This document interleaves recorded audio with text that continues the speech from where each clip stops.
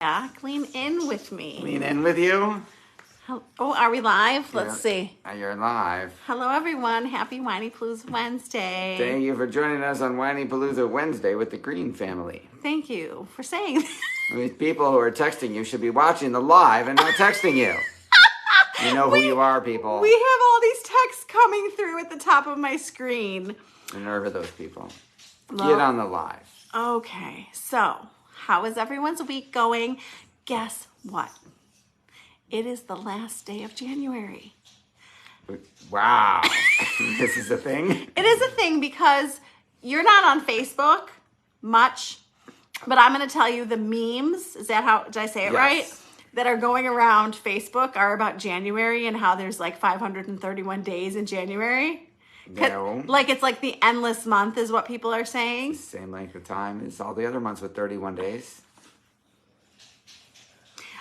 Am I ruining it? I'm sorry. I've also heard that January is the Monday of the year. But Mondays are awesome because it's the start of the week. I love you and your optimism. All right. Apparently, I'm not your target audience. Well, it's all good. I actually love January, and I want to tell you why, and then I'll move to my topic. Okay. Why do you love January? I love January because I celebrate 3 of my closest friends and our son. So their birthdays. I have lots of birthdays to warm my heart in January. Okay. So, whatever coping skill works for you. It works. I'm so happy you're happy about January. And now we move on to Valentine's Day. What are we going to do for Valentine's Day? We're going on a date. Where are we going to go? We'll see. Are you planning something? For the actual day of the 14th? Yes. Oh, you're planning something? I am. Okay.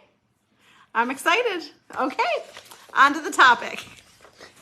There you go. You got 2 weeks to look forward to that. You're getting major husband. Kristen, thank you for getting off the text and joining us on the live. We appreciate that. Tell the other person you were texting to show up here. Kristen, he was laughing because the text messages, hi Kristen, the text messages were coming up on the screen and Seth was like, they're texting. They should be here. Stop it! Behave. Seth, behave. Nobody should be here. They should all be here. You come if you want to come. No, you come because she's awesome. Anyways. Moving right along. What she missed, what I want to tell her before we move on, is that what I just said is that I like January because I get to celebrate some very special people, including Kristen and my son. There you go. So that is why I love January. It's all your fault, Kristen. So every so often in the Whinypaluza Mom group, come find it. It's free. It's supportive. Hugs to you, Kristen. It's on Facebook. Ask me for an invitation. And every so often I ask questions just to figure out where people's heads are and how I can be more helpful. So every so often I'm going to ask, like, what are you struggling with? What are you struggling with in parenting? What are you struggling with in marriage? What are you struggling with yourself? And when I asked about parenting, one of the things that came up was how do you build self-confidence in your kids? And the reason why I took that and ran with it is because it's something that is I'm very attuned to in our house for many, many, many reasons. One of the reasons is because Lily has 2 older siblings. Yes. And as an oldest child, I never have known before Lily what it was like to be a youngest child. Right. And now I get to see it through her eyes. You do. And Seth can relate because Seth is the youngest. So Seth is probably more helpful to her with this stuff than I am. You heard it here first. But I can get in her shoes and I can understand that she has 2 very overachieving siblings. Yes. And to have 2 very overachieving siblings and then to be number 3, it can make you feel down on yourself. And I will hear her say things like, I'm dumb, which she has also heard from me, which I'm careful about. As in you telling yourself that. I am not dumb. You're super smart. Very smart. Sometimes when I make a mistake, I'm like, that was so dumb. And she has picked up on that. So I am fixing that for myself and for Lily. But you're saying a thing was dumb, not you are dumb as a person. It's an important distinction. I 100% agree, but I don't want to hear that word out of her mouth, period. Right, I agree. So Lily is unique. Lily is special. We're all unique and special. And how can we build Lily's confidence, Ella's confidence, Ella's our other daughter, and your children's confidence and our own confidence. It's very important. So let's talk about it. Yes. And I want you to chime in about things that maybe you do for yourself or your kids. I'm happy to chime in. And you help me too. I've been told that I do help you. All the time. Every day. I don't know about that. So. Here we go. You know that I give our kids a ton of praise. And Max will call me on it. Yes. And Max will be like, too much praise, Mom. We had this discussion the other day at the dinner table. And he's like, I don't buy it. You give me too much praise. Well, you got to balance some of that out with some criticism so he believes the praise, in his case. And on this list of how to build your kids' self-confidence is constructive feedback, not criticism. So I used the wrong word. Right, so we want to give them constructive feedback, not criticism. And do you know the difference? Because I looked up the difference. Oh, okay. What is the difference? Okay, if I can go to it. Okay, constructive feedback aims to help our children to improve by offering specific, solution-oriented advice in a supportive manner. Criticism points out flaws and doesn't provide clear guidance and can be delivered negative and judgmental. Can you give us an example of each? Well, Can I put you on the spot? You can put me on the spot. So, Give me some criticism. Let's say that Lily is singing. Yep. Okay. So what I can say is, so criticism would be, you're way too quiet. I don't like it at all. That's criticism. Yep. So constructive feedback would be, share your beautiful voice with the people in the back of the auditorium. Your voice sounds beautiful. However, we'd like to hear more of it. And I should say and, not however. And you're going to be judged on projection. So I love how you sound. And if you could project a little more, you'll get a higher score. There you go. So there's a difference. I see the difference. Huge difference. Awesome. Okay. We want to encourage their independence. And we have, this massively with Lily. What is Lily's famous phrase in our house? All by myself. Not to be confused with constructive criticism, as in your boss might give you this. Well, constructive feedback. Yes. So constructive feedback is okay. Criticism is not okay, right? There's a difference. It's all in how you say it, right? It's not supposed to be a negative generalization about the person. It's supposed to be how to improve the performance of the thing. So you could say to me, that sweater is ugly. I love that sweater. Or you could say, I like what you're wearing, but I would rather you wear the blue one. I like the blue one better on you. So there's like ways of saying things. Yes. Praise corrects praise. I like that. I like that. Praise okay. Sandwich. So independence, and I catch myself all the time. So what I could do is I could do it myself or help her to make it go faster. And what I've realized is feedback is a better word. Yes, I like that, Kristen. What I realize is that I am rushing too often.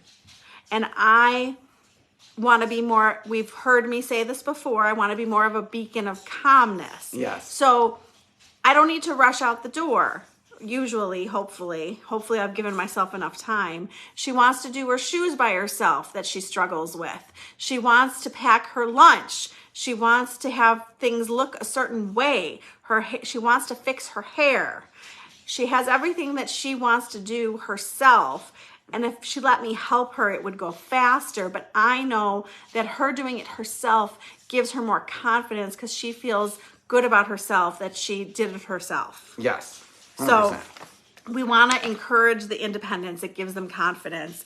And we don't want them to think our love is conditioned on something. We want to offer our kids unconditional love. And I think I need to work on this with our son. I was thinking about the fact that he thinks that, I don't want him to think that I love him because of his accomplishments.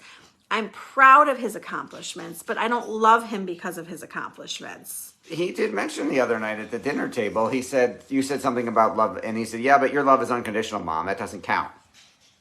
I'm glad he said that because he has made sarcasm. I am not good at sarcasm. If you're listening to this and you're my friend, I suck at sarcasm. All it ends up doing is hurting my feelings. I'm still learning that 20 years later. So he said something like, well, yeah, I know that you love me because, I'm so good in school, or, because I got another 100. You think I'm so awesome because I got another 100. And I'm like, no, and I have corrected him. That is not why I love him. I think that's awesome. Go out and get good grades. I'm proud of you, but I love you because of who you are as a person. Yep. And I really, really focus on this one. We want to be good role models. And what I mean by that is we don't want to see our kids tearing down our bodies, ourselves, what we say, what we do. Oh, I should have worked harder. I should have done that differently. We don't want our kids to hear us constantly doubting ourselves, because then that makes them do it to themselves. So we want them to hear, we can show them how to have confidence. Yes, confident role models. Let them explore new things. Lily is the queen of this. Yes, she is. Let me do lacrosse. Let me do lacrosse. Sign me up. I want to do it. Oh my God, another thing. Okay, just add it to the list. Now, yes, do I say no? Sometimes I say no. I try not to say no because I want her to explore lots of things. The only thing she hasn't liked is soccer. She was also younger. I think she might have a better experience now. I think it was the first time that she got hit by the ball, or she was just playing co-ed and the boy pushed her and she didn't like that. I don't think she's a physical sports kind of girl. Just my 2 cents. So when they explore new things, they find their passions, they find what they're good at, right? Right. Okay. Yes, dance and cheer do not involve hard contact with other people for the purposes of aggression. Exactly. So comparison is probably the biggest issue with confidence in our house, with our youngest in particular, because when she is down on herself, it is usually because she's comparing herself to a sibling or a friend. So we're trying to teach Lily that we need to compare ourselves to ourselves, and we need to have our own goals, and we need to just try to do better than we're doing and not worry about what other people are doing. You have anything to say about that? Comparison is the thief of joy. I knew that's what you were going to say. Like, I literally knew that was exactly. Heard me say that quote. Okay, so we want to jump in and we want to solve their problems, but if we sit back and we ask them questions and we help them figure it out themselves, then that builds their confidence. That works as a leader of a team as well. Right? When people say, what do I think I should, this is the problem, I say, what do you think we should do about it? If you were in charge, what would you do about it? And magically, sometimes they solve their own problems. Those are good questions. Yes, thank you. Well, you can ask your kids those questions too. Yes. So what your skills at work with your employees generalize to your kids at home? 100%. Not to your wife, though. No, not at all. You don't want me to solve your problem either, though. You want to be understood first. That's true. Depends where I'm at in the whole process. That's true. It depends on where you are on the emotional roller coaster. Okay, you're going to love this one. Okay, I'm ready. We want to teach resilience and a growth mindset. Yes, for sure. Okay, so I don't want to put you on the spot, but how would you explain growth mindset? I'll use the comparison example and say, am I a better me today than I was yesterday? I got to beat myself. One of my favorite Michael Jordan quotes is, life is knowing the toughest competition you'll ever face is yourself. And I think if we're talking about a growth mindset, it's, can I improve? Am I always moving forward? Tony Robbins says, if you're green, you grow, you're ripe, you rot. You can't go backward. You either go backwards or forward, so you might as well go forward. I didn't understand that. If you're green, you grow. If you're ripe, you rot. I don't understand that. When it's ripe, the fruit falls off the tree, lands on the ground, and starts rotting. Okay. When it's green, it's growing and getting bigger. Okay. So what are you comparing ripe to? Okay, you can't. Stagnation. You Okay. can't move forward. Okay. You can't stay still. You can't coast. You're either going forwards or back. As soon as you try and coast, you start going backwards. Oh. I learned that lesson the hard way at a couple times in our business where I was like, I'm just going to get to this goal, this number, and then I'm coasting for a while. And you can't, because you start backsliding. So you always have to be pushing forward. I don't think I've ever heard you say that before. You learned something new. I just learned something new. I want to tell you how I feel about growth mindset. Please. This has been one of the most important lessons of my life. Okay. Learning from failures, learning from setbacks, and not looking at it as a bad thing, but looking at it as I'm going to grow from this. For sure. That's what you learn from. You learn more from a failure than you do from a success. Well, and if we look back at our lives, we've learned more from our failures than our successes. For sure. So we want to pay attention to who is around them. What kind of support do they have around them? And I pay attention to, and I'm just using Lily as an example. This goes for all my kids. Who I listen to the conversations with her friends. What are her friends saying to her? What are her friends' moms saying to her? What are her teachers saying to her? What are her coaches saying to her? And I'm going to get emotional, but if you listen to how Lily's friends talk to her, how her friends' moms talk to her, how her coach talks to her, how her teachers talk to her, we obviously want more adults in their lives than just us as parents. And I mean, I get emotional listening to her on the phone with her friends. And, you know, she got in the car after her audition with her friend, and her friend was like, she's being way too hard on herself. She did such a good audition and she's tearing herself down. Aww. Those are the people that you want to surround your kid. Uplifting influences. People who are lifting your kid up and helping you to build their confidence. 100%. But it could work the other way. And you could hear friends, etc., tearing your kid down, and we don't want that. We do not. So I do pay attention. What are they saying to each other? Yep. And I try to teach Lily how to be supportive to her friends. And Ella and Max. But Yep. Ella and Max are older and kind of understand it more, I think. Yes. So, okay, so support.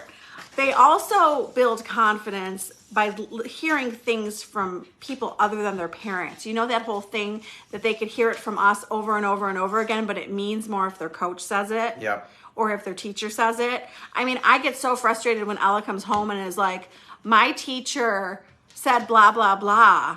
And I'm like, yeah, I told you that already. Those are the kids that have modeling at home. Oh. Thanks, Kelly. Kelly, those kids who have modeling at home who are supportive to my kids are so appreciative. I'm so appreciative. Yes. And the teachers like you at school, and I hear what you guys say to your kids, and you know, the best teachers treat their students like they treat their own kids, and it just makes me so happy. I'm sending my kids to mostly moms at school who are treating them like their own kids. So it feels good as a parent. For sure. Right? Okay.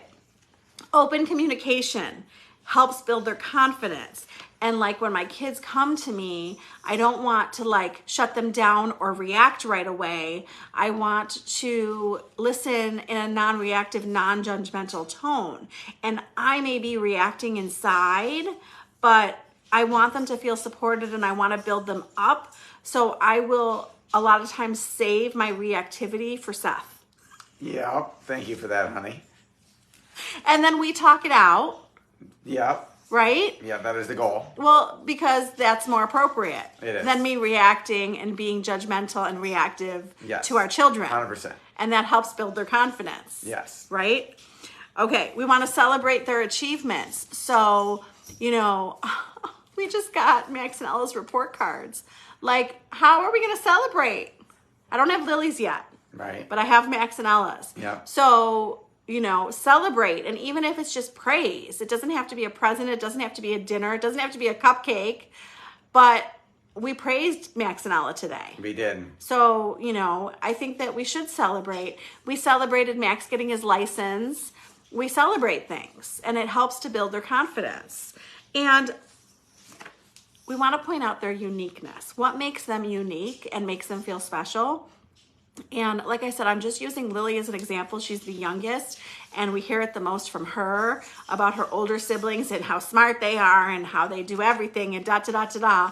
And so I'll point out things that are unique about her. For example, she cleans, organizes, and decorates better than any of us who live in this house. 100%. She will come into the family room and I'm sitting on the couch watching Real Housewives. And she's like, Mom, I just cleaned the kitchen and the dining room. And I go in there and I'm like, holy crap, she cleans better than I do. And we'll work on building your confidence, honey. Or like she came home after her audition and she was like, I don't know if I sang good enough, blah, blah, blah, blah, blah. And I said, well, I'm going to tell you this. I bet you no one had the facial expressions that you had during your dance. And I tried to point out like what is unique about her and what makes her feel special. Yes, she's very expressive. Joey made Dean's list, and I have the bragging rights, but he did all the work. Celebrate him for sure. Yes, I am so proud of Joey. Joey is doing awesome in college. Kristen is a proud mom. And yeah, we need to celebrate. We need to celebrate their successes, point them out, praise them. And we don't want to like always be la, la, la. Obviously, there's constructive feedback to give our kids. We just want to be part of what is building their confidence. There's a lot of things that build their confidence. And one of the things I read was we want to set them up for success. And I think that what this article was saying was that sometimes parents' expectations are unrealistic. And if our expectations are unrealistic, we might set them up to fail. And that just kind of lowers their confidence. Are you following me? Yeah, that's interesting. So I didn't include that in my blog, but it was really interesting to read about that. I have my own thoughts, but it's always interesting to do some research and see what other people are saying. So I will continue every single day for the rest of my life to work on my children's confidence. This is not something that I'm going to achieve tomorrow.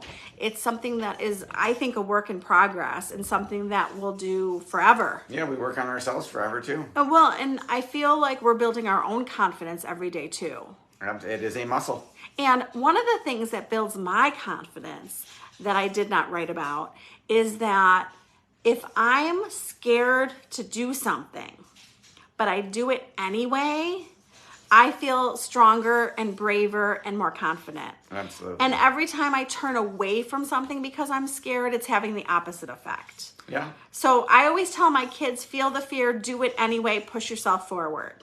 Love right? It should be a bumper sticker.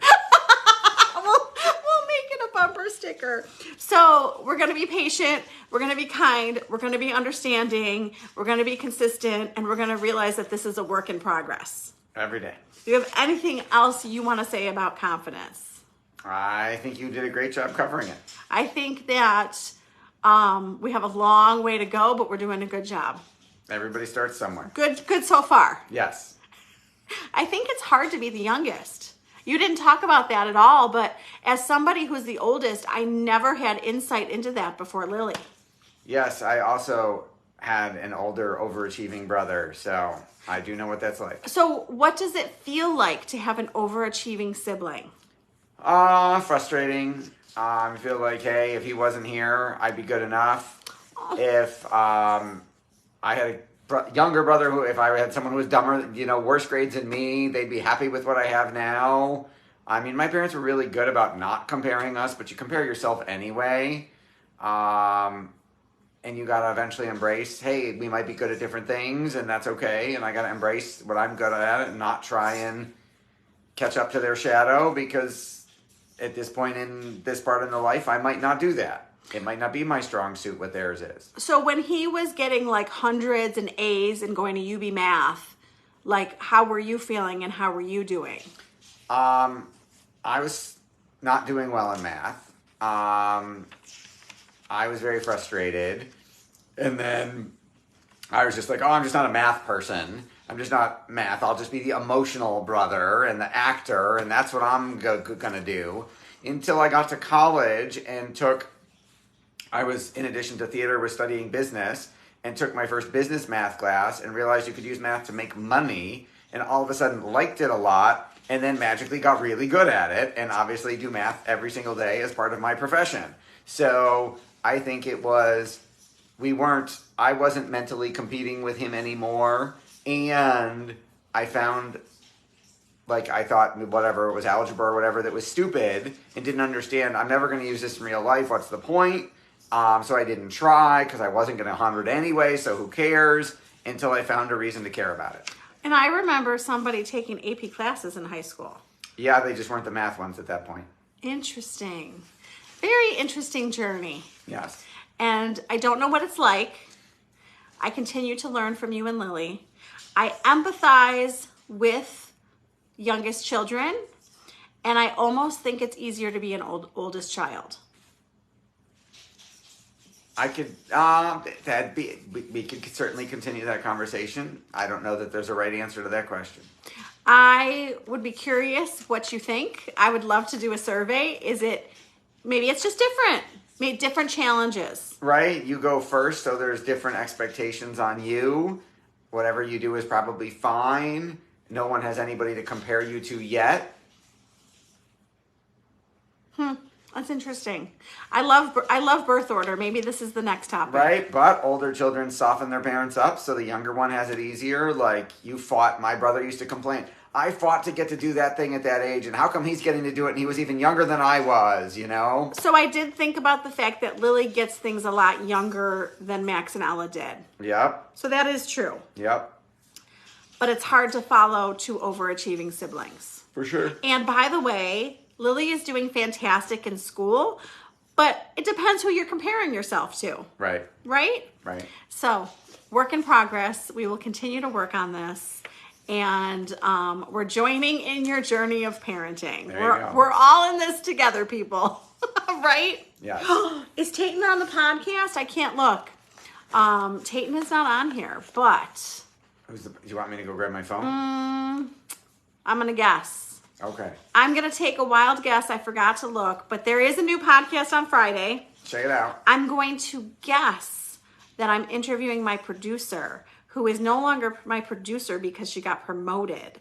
And it was an awesome conversation. You're going to love her. You're going to learn from her. And if I'm wrong, it's coming soon. Then listen to whoever it is. I need to put an alert on my phone to check before our live, but I hope you will tune in for the new podcast. Thank you for joining us this week. Thank you for joining the Whinypaluza Mom Group, and thank you for joining the Whinypaluza newsletter. And thank you to everybody who comments and joins in on the challenges. The February Valentine's Challenge starts tomorrow. Uh-oh. And, love you, Kristen. Thank you for joining. So tomorrow starts the Valentine Challenge. So come find me because we're going to do Valentine love type questions. And then I'm going to give away Valentine prizes. So come find me. And how do they find the newsletter? I'll give you the link again and you can post it. I keep posting it. Keep posting it. If you need help, my friend asked me for help and I helped her find it. I will help you. It's free. It's 3 times a week. It's awesome. And for those of you who don't know, because I hear all the podcasters teaching everybody this, when you subscribe and rate and comment and share and send it to a friend, then what is it? The algorithm goes up. Yes, and then they show it to more people. So help us help more parents and moms. So we look forward to talking to you more next week. Have a wonderful week. Happy Whinypaluza Wednesday. Bye, everyone.